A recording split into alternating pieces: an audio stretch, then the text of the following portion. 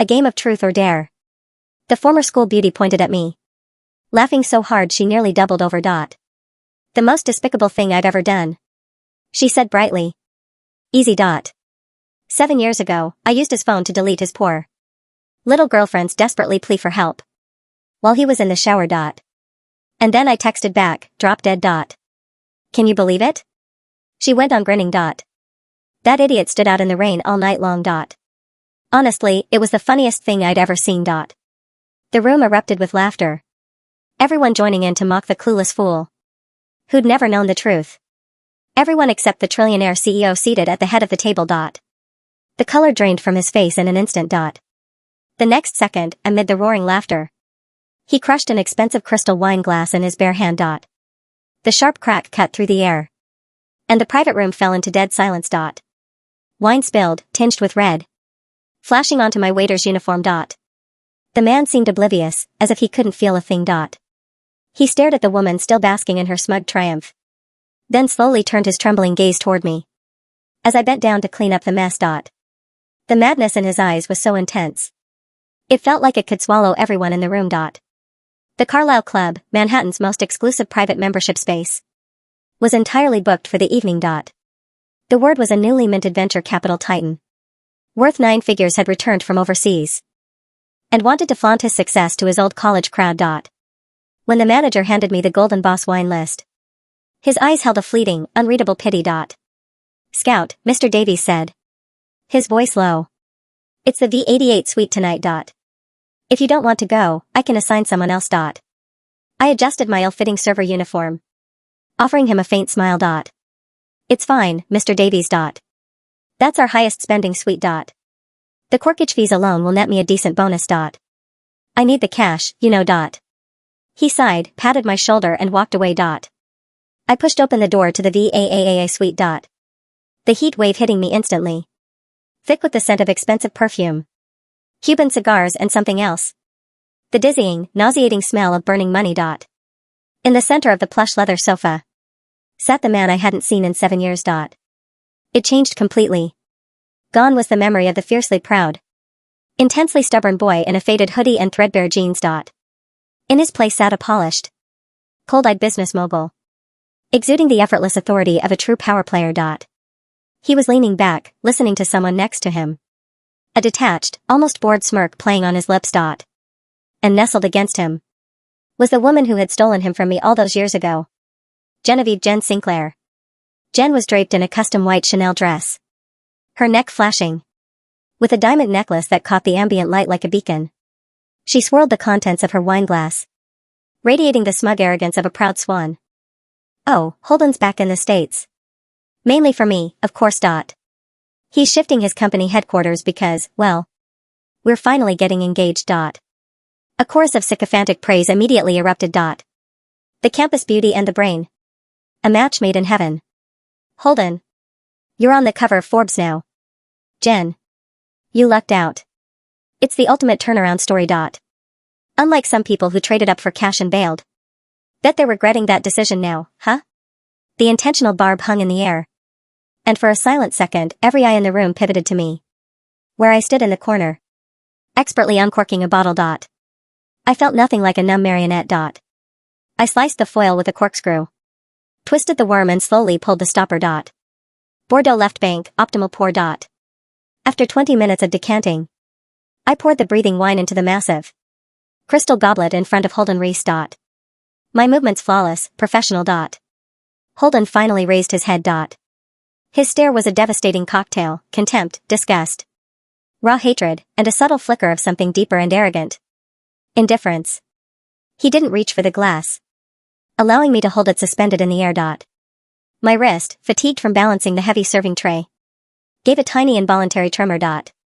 Scout Davis, he finally spoke, his voice a low, gravelly baritone. I heard you dropped out of NYU before graduation. What happened? Did your trust fund boyfriend get bored and toss you out? Now you're scraping by serving drinks in places like this. The room fell silent, the audience waiting for the spectacle.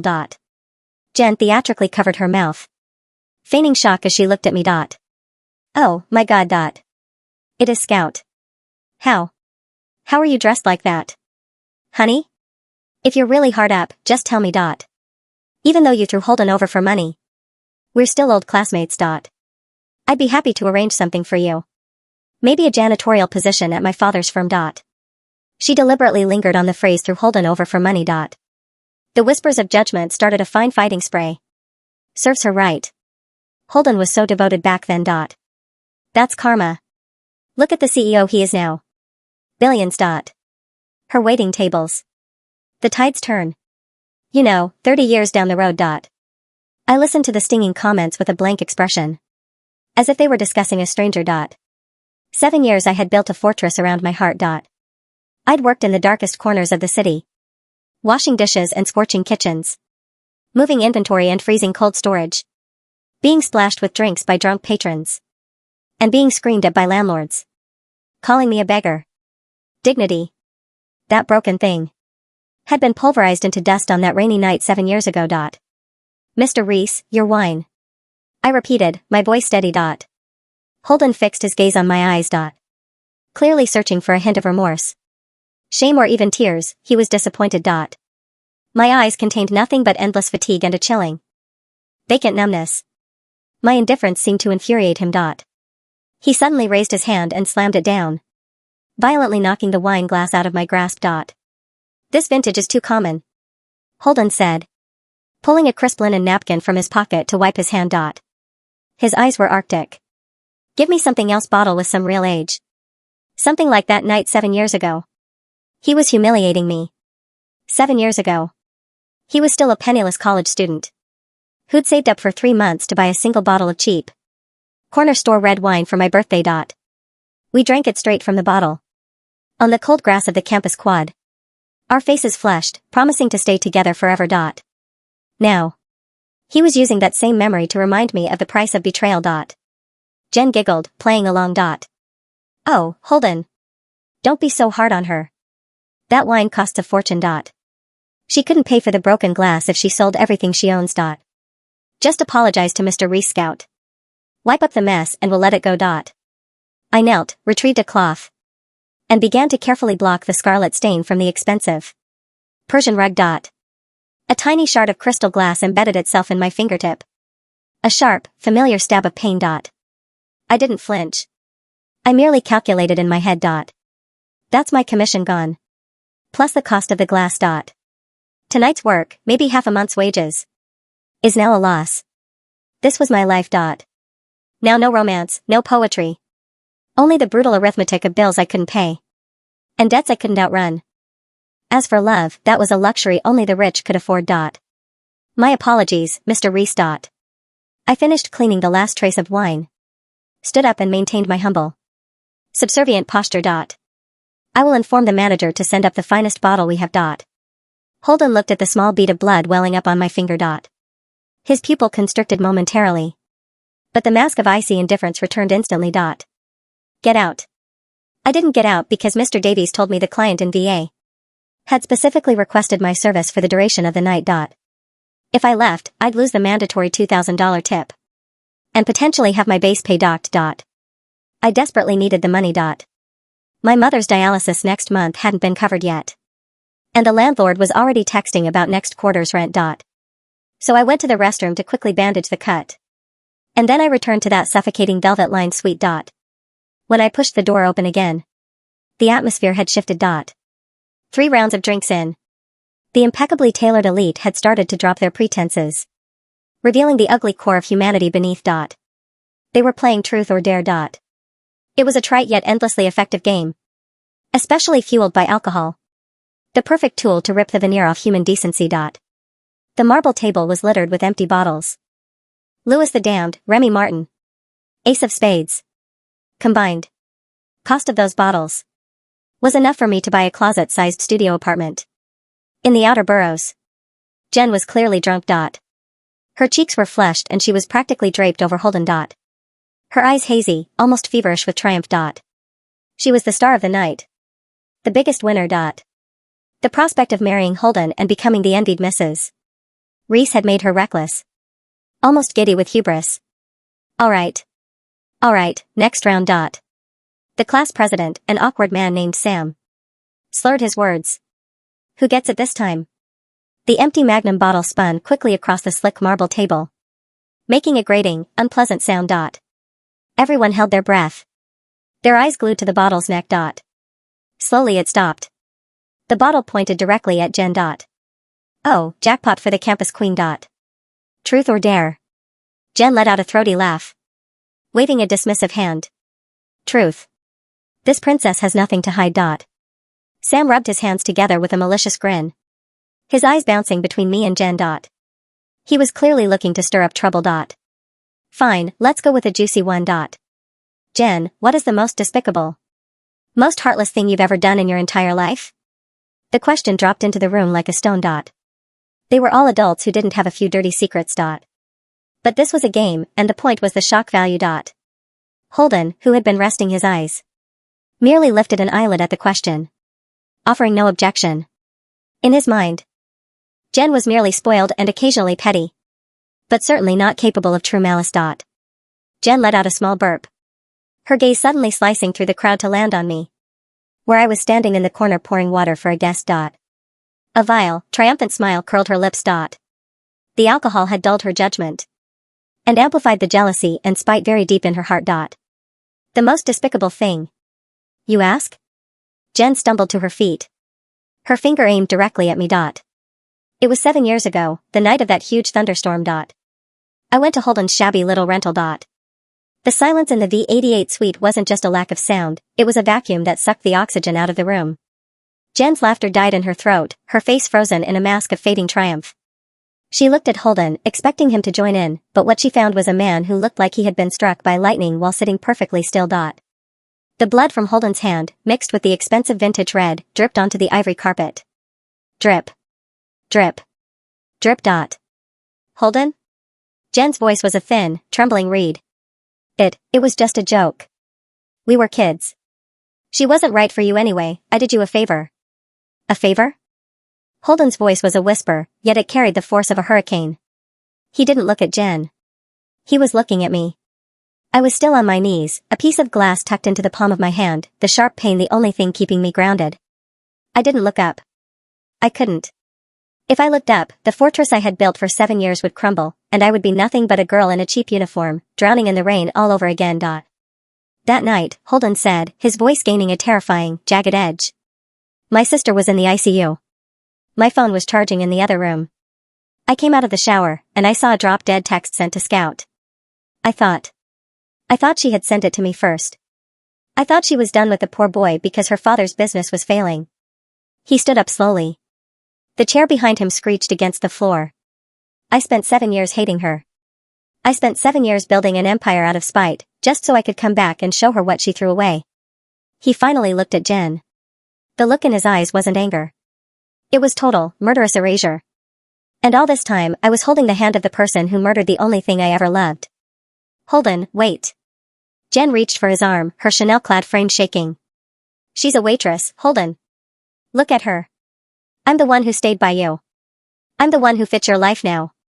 Holden didn't push her. He simply stepped back, as if her touch was toxic. Get out. Holden. Everyone. Get out. The roar sent the elite college crowd scrambling. They didn't wait for their coats. They didn't finish their drinks. They fled like rats from a sinking ship, leaving behind the scent of expensive cigars and the wreckage of a lie. Jen tried to linger, sobbing, but Holden's security team, men who moved like shadows, appeared at the door. They didn't have to say a word. She was escorted out, her campus queen crown dragged through the dirt. Then, there was only the sound of the air conditioning and my own ragged breathing. I stood up, my legs feeling like lead. I didn't look at him. I reached for the tray. I'll send someone to clean the glass, Mr. Reese. And the wine. I'll make sure it's not on your bill. Scout. His voice broke on my name. It was the same way he used to say it in the library at 2 a.m., when we were sharing a single cup of instant noodles. Don't, I said, my voice surprisingly flat. Don't do that. I waited for you, he whispered, stepping toward me. The smell of his expensive cologne hit me, sandalwood and success. I waited at that park for hours. I thought you had moved on to someone who could afford the hospital bills. I thought you were mocking me.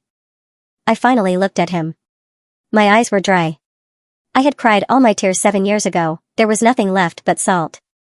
My father died that night, Holden. He died in the hallway of a public hospital because the insurance had lapsed and I couldn't find you. I was standing in the rain outside your apartment, screaming your name, while you were in the shower and Jen was doing you a favor. I pulled the bandage off my finger, letting the fresh blood show. You survived your heartbreak and became a titan. I survived mine and became a ghost. We aren't the same people anymore. I turned to leave, but his hand caught my wrist. His grip was firm, but his fingers were trembling. I'll destroy her, he vowed, his eyes burning with a terrifying light. I'll take everything the Sinclairs own. I'll make sure she never wears silk again. Do what you want, I said, pulling my arm away. But it won't pay for my mother's dialysis tomorrow. It won't bring back 7 years. Just sign the tip, Holden. I need the $2,000. He looked at me as if I had stabbed him. To a man worth billions, $2,000 was nothing. To me, it was the difference between a bed and a sidewalk. Scout, please. I walked out the door, the gold-leafed V88 plate mocking me as it closed. The next morning, the world was different. The news was a whirlwind. The Sinclair Group, Jen's father's firm, had been hit with a massive, coordinated short sell. By noon, their credit lines were frozen. By 3 p.m., rumors of a hostile takeover by Reese International were everywhere. I didn't watch the news. I was at the hospital, sitting in the plastic chair of the renal ward. The hum of the dialysis machine was the soundtrack of my life. My mother was asleep, her face pale and translucent like fine china. Scout? I looked up. Mr. Davies, my manager from the Carlisle Club, was standing there. He looked nervous, holding a leather briefcase. Mr. Davies? I'm sorry, I'm not due for my shift until. You're not a waitress anymore, Scout, he said softly. He sat down next to me, his presence out of place in the sterile, smelling of bleach ward. Mr. Reese bought the Carlisle Club this morning. His first act as owner was to fire me for letting you work the V88 suite. My heart sank. I'm so sorry, I'll talk to him. Wait, Davies held up a hand. He rehired me 5 minutes later. With a raise. On one condition, that I deliver this to you and tell you that he is waiting downstairs. He opened the briefcase. It wasn't money. It was a stack of papers. The title deed to my mother's childhood home, the one we lost in the bankruptcy. A receipt for a trust fund in my mother's name, covering all medical expenses for the rest of her life. And at the bottom, a small, wrinkled piece of paper. It was a library fine receipt from 7 years ago. On the back, in faded ink, were the words, I'll find a way to take care of you. Just wait for me. My vision blurred. He's been looking for you for years, Scout, Davies said. He thought you changed your name. He didn't realize you just took your mother's maiden name. He's been a wreck since last night. He's sitting in a black SUV at the entrance. He said he won't come up because he doesn't have the right to breathe the same air as you. But he won't leave until you tell him to go. I looked at the deed. I looked at my mother. Then I looked at my hands, rough, calloused, and scarred from years of manual labor. I stood up. The New York rain was cold, just like it was 7 years ago. I walked out of the hospital entrance, my old hoodie pulled over my head.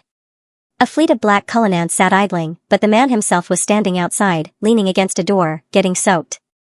He didn't have an umbrella. He didn't have his Titan mask on. He just looked like the boy from the quad, his shoulders hunched in defeat. When he saw me, he stood up straight. He didn't move toward me. He waited. I can't take the house, I said, my voice caught in the wind. And I can't take the money. Holden's face fell.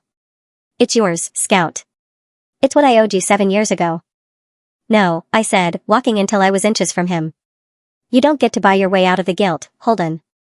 You don't get to hand me a check and feel like the hero of the story. Then what do I do? He cried out, the sound echoing off the hospital walls. Tell me. I have everything now, all the money, all the power, and it feels like ash in my mouth. I saw you cleaning my wine off the floor, Scout. I saw you bleeding and all you cared about was the tip. Do you know what that did to me? It made you see what you let happen, I said. You believed a girl like Jen because it was easier to believe I was a gold digger than to believe the world was cruel. You wanted to be the victim, Holden. It fed your ambition. He flinched. The truth was a sharper blade than the glass. I'm going to work, I said. Not at the club. I'm going back to finish my degree.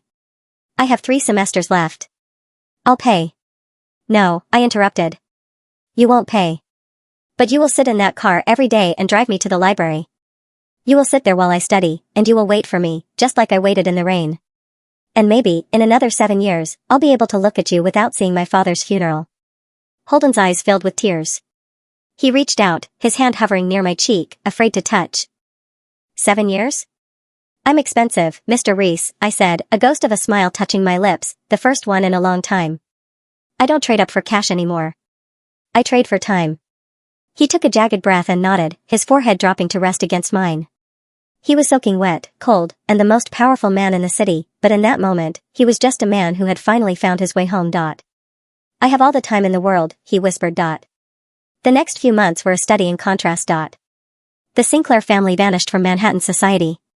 Jen Sinclair, once the darling of the social scene, was last spotted working in a high-end retail store in New Jersey, a job Holden's associates reportedly made sure she kept, just so she would know what it felt like to stand on her feet for 10 hours a day, serving people she used to despise.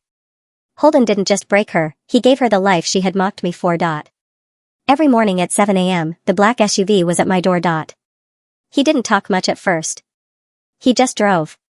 He brought me coffee, not the expensive artisan stuff, but the cheap, burnt-tasting bodega coffee we used to love. He sat in the back of the NYU library, a man whose face was on the cover of Fortune, quietly answering emails while I crammed for my macroeconomics finals. The students whispered. The professor stared. But Holden was a wall of silence around me.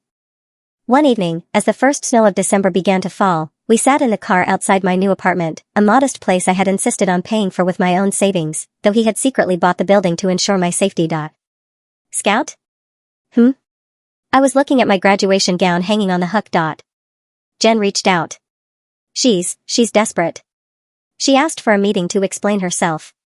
I turned to him. "And?" "I told her to talk to my lawyers," he said, his eyes hard. "But then I thought, maybe you wanted to say something." I thought about it. I thought about the night of the storm. I thought about the text message. I thought about the 7 years of grease, bleach, and exhaustion. "No," I said. "Silence is the one thing she can't stand. Let her live in it." Holden nodded, reaching over to take my hand. His skin was warm now. The glass cuts on his palm had healed into faint white scars, matching the ones on my heart. "I bought something today," he said softly. "Not a company. Not a building." He reached into the glove box and pulled out a bottle. It wasn't a $10,000 Bordeaux. It was a cheap, plastic-capped bottle of corner store red wine. The exact same brand we had shared on the quad 7 years ago. "I don't have any glasses," he said, his voice thick with emotion. I looked at the bottle, then at the man who had traveled across the world and through his own personal hell to bring it to me. I took the bottle, twisted the plastic cap until it cracked, and took a long, sour, wonderful sip. I passed it to him. "Happy birthday, Scout," he whispered. "It's not my birthday, Holden." "It is," he said, his eyes locked on mine. "Today is the first day of the rest of our lives. Everything before this was just a bad dream." Outside, the snow covered the city in a blanket of white, erasing the soot, the dirt, and the tracks of those who had walked in the rain. Inside the car, for the first time in 7 years, it was warm. I leaned over and kissed him, a kiss that tasted like cheap wine and expensive promises. The waiter and the Titan were gone. There was only us. And this time, no one was holding the phone.